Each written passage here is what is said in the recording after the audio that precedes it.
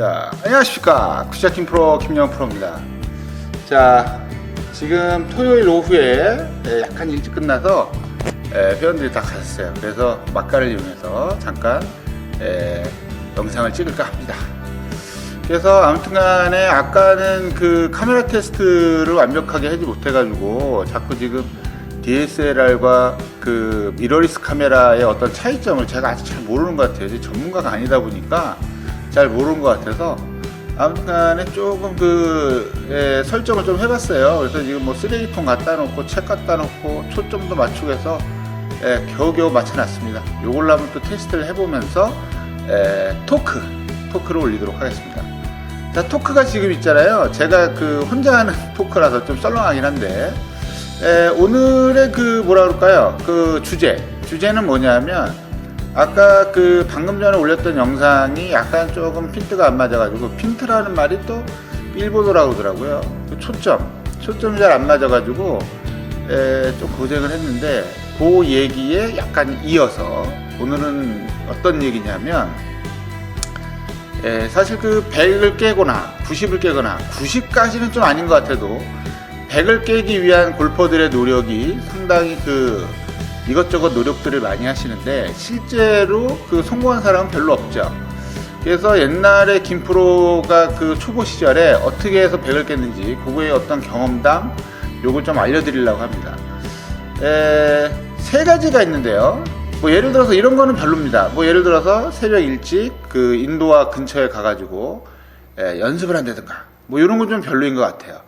연습장에서는 잘 맞지만 나오면 또 맞질 않죠. 그래서 그런 건 좀 별로고, 그리고 연습은 좀 평소에 두시면 되고, 그 세 가지가 어떤 세 가지가 있는지 한번 오늘 알아보도록 하겠습니다. 그럼 출발할게요. 후비가 까까까.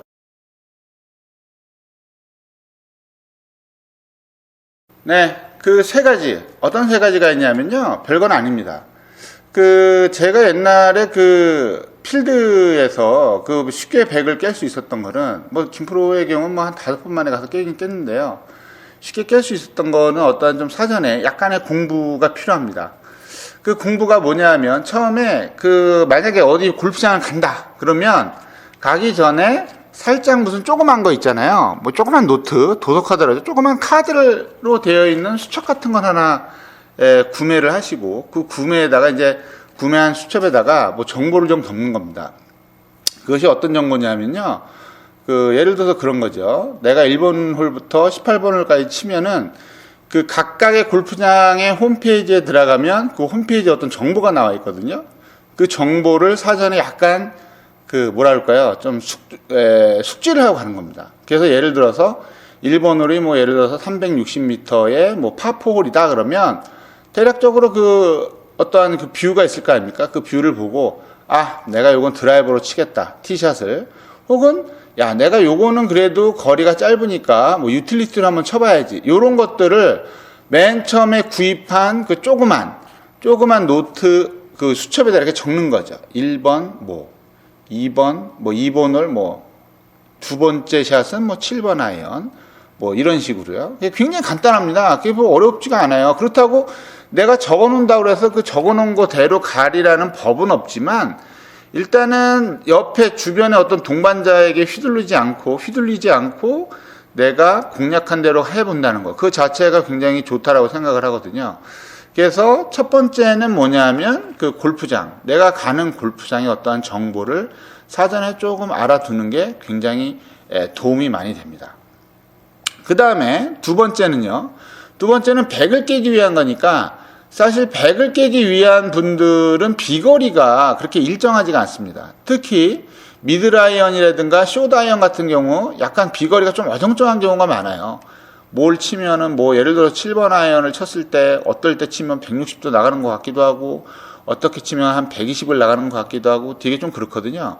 그러니까 그런 것들을 내가 어떤 사전에 평균을 좀 알아놓는 게 좋습니다. 그래서 옛날에 김프로는 정말 요즘에 뭐 스마트폰이 있고 그랬지만 그전에는 그런 게 없었잖아요. 그래서 조그만 수첩을 들고 와서 제가 썼어요. 첫 번째, 7번을 친다 그러면 1번부터 10번까지 쭉 씁니다. 1번 첫 번째 샷 몇 미터, 2번 두 번째 샷은 몇 미터, 뭐 야드든 미터든 요걸 여기 쪼르륵 씁니다. 그러면 그 중에 한 10개 중에서 제일 멀리 나간 거 빼고, 그 다음에 제일 적게 나간 걸 빼고, 대략 7개에서 8개의 데이터로 내가 친 실제의 거리를 한번 체크를 해보는 거죠. 그래서 대략적인 평균을 좀 나눈 겁니다.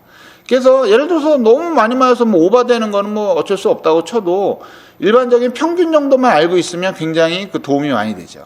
그래서 각각 뭐 여러 가지 클럽보다는 기본적인 7번, 8번 요 약간 미드라이언부터 쇼다이언까지의 거리를 확실하게 좀 알아두는 게 깨백을 하는데 굉장히 도움이 많이 되고요. 그 다음에 세 번째는 뭐냐면, 세 번째는 현장에 가서 하는 건데요. 골프장을 가서 캐디들이 보통 스코어 카드를 들고 있는데, 캐디 말고 그 마스터실, 그 캐디들이 모여있는 출발하는 곳이 있지 않습니까? 그 출발하는 곳에 가면 스코어 카드를 줍니다. 이 스코어 카드를 적는 법은 제가 좀 전에 아까 이 영상 전 영상에 업로드가 돼 있어요. 약간 초점이 맞지 않지만. 그래서 스코어 카드 일단 들고서 그 스코어 카드에 보면은 그 각 홀마다 핸디캡이 있어요. 그러니까 제일 어려운 홀이 1번이고요. 그 다음에 제일 쉬운 홀이 9번 내지는 18번입니다. 그래서 그 밑에 핸디캡이라고 써 있거든요. 그 핸디캡을 보시고 내가 예를 들어서 1번부터 3번 홀까지는 이렇게 체크를 해주세요. 각각 홀에 뭐 빗금을 치든지 뭘 하든지 간에 이렇게 체크를 해 놓으시란 말이죠. 그 체크를 해놓고 내가 스코어 카드를 적다 보면 나중에 딱 꺼내서 딱 보고 여기는 1번 홀이구나. 내가 홀이 길고 뭐 짧고 뭐 폭이 어쨌든 간에 그 1번 홀, 핸디캡이 1번인 홀은 분명히 그 이유가 있는 겁니다.